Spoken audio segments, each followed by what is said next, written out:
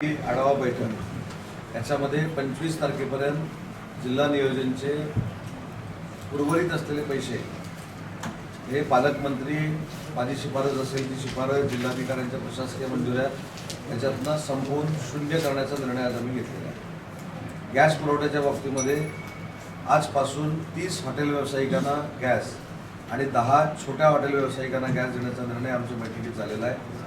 ज्या पाईपलाईन हॉटेलपर्यंत गेलेल्या आहेत त्याला देखील गॅसचं कनेक्शन द्यायचा निर्णय झालेला आहे।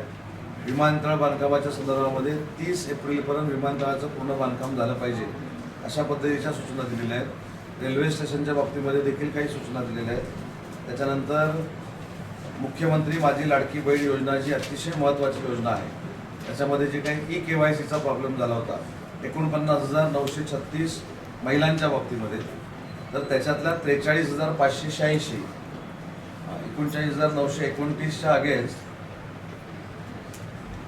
43,929 KYC पूर्ण झाली आणि आता हा लाभ जिल्ह्यातल्या 3,15,000 महिला भगिनींना मिळणार आहे। हा एक महत्त्वाचा विषय आणि सगळ्यात महत्त्वाचा विषय की महाराष्ट्रात पहिल्यांदा 5 मतदारसंघामध्ये 5 संविधान भवन उभारण्याचा आम्ही निर्णय घेतला आहे। त्याच्यासाठी 3 कोटी रुपये प्रत्येक संविधान भवनाला आज मी मंजूर केलेले आहेत। या संविधान केंद्राचं वैशिष्ट्य आहे की जिथे ग्रंथालय असेल, अभ्यासिका असेल आणि सगळ्यात महत्त्वाचं म्हणजे स्पर्धा परीक्षांचं केंद्र देखील असेल आणि ते स्पर्धा परीक्षांचं केंद्र हे भारतरत्न डॉक्टर बाबासाहेब आंबेडकर स्पर्धा परीक्षा केंद्र असं त्याचं नामकरण असेल। हा एक महत्त्वाचा निर्णय घेतलेला आहे। दिव्यांग व्यक्तींना लाभ देण्याच्या संदर्भामध्ये जी बैठक आहे त्याच्यामध्ये जिल्हा परिषदेच्या अध्यक्षा उपाध्यक्ष देखील उपस्थित आहेत।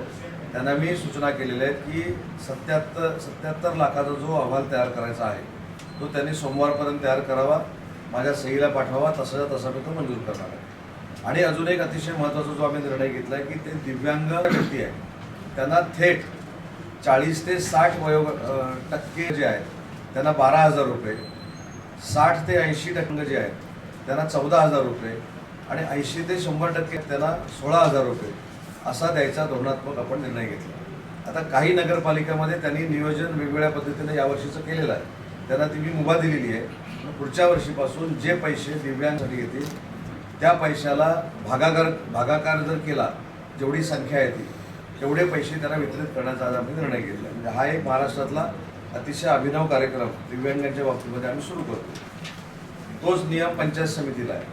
जिल्हा क्रीडा संकुलच्या बाबतीमध्ये जिल्हा क्रीडा संकुल मेच्या शेवटच्या आठवड्यामध्ये सुरू करण्याच्या संदर्भात मी सूचना दिलेल्या आहेत। नदीचा गाळा काढण्याच्या संदर्भातला निर्णय आम्ही घेतला आहे।